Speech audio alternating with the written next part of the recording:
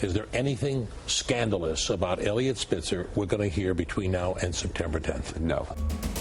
Disgraced former New York Governor Eliot Spitzer embroiled in yet another sex scandal.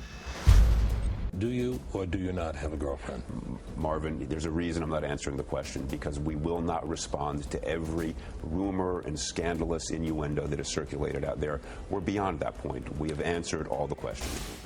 This time, the so-called love gov was allegedly shaken down by reputed Russian prostitute Svetlana Zakharova Travis, a woman who once boasted about her call girl life in an article called "Sex is Sex, but Money is Money." In it, she wrote, "I'm a businesswoman. I did what politicians in this country are always encouraging immigrants to do. Work hard, seize opportunity, maximize your talents."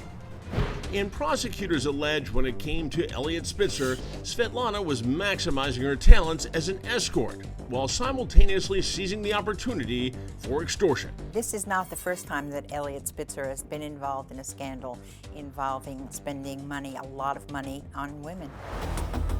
The 57-year-old former governor and the 25-year-old seductress reportedly had a secret relationship for 2 years, a secret that just recently got blown wide open.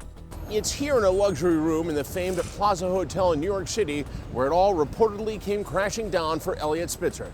This is where the beautiful $5,000 a night Russian call girl accuses the former governor of New York of trying to choke her. According to reports, it began when the escort informed her sugar daddy she was moving back home. It was shortly after that when Svetlana called 911. She claims that he went ballistic. He was beside himself and he tried to choke her. Reportedly, when cops arrived at the suite, they walk into chaos. The advised the EDP is room 1541 and the Plaza Hotel. She's having a nervous breakdown.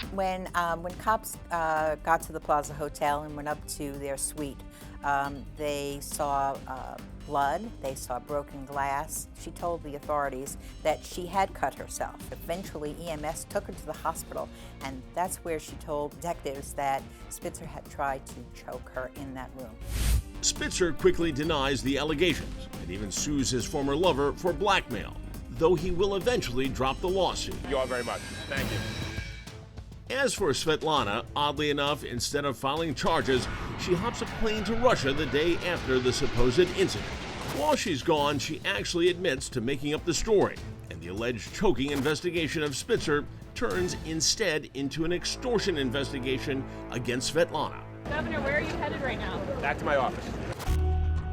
Prosecutors say that over 2 years, the high-end hooker bled Spitzer dry, squeezing him for $400,000 to keep their trysts quiet. Svetlana claimed that if he didn't pay up, that she would go to his family, that she would go to the press, and she would divulge every little dirty detail. Authorities put out an all-points bulletin for the bombshell, but there's little they can do. That is, until Svetlana returns to the U.S.